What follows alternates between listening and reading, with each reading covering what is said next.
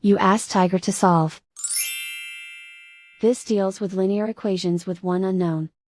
The final result is h equals 7. Let's solve it step by step. Group all constants on the right side of the equation. Add 5 to both sides. Simplify the arithmetic.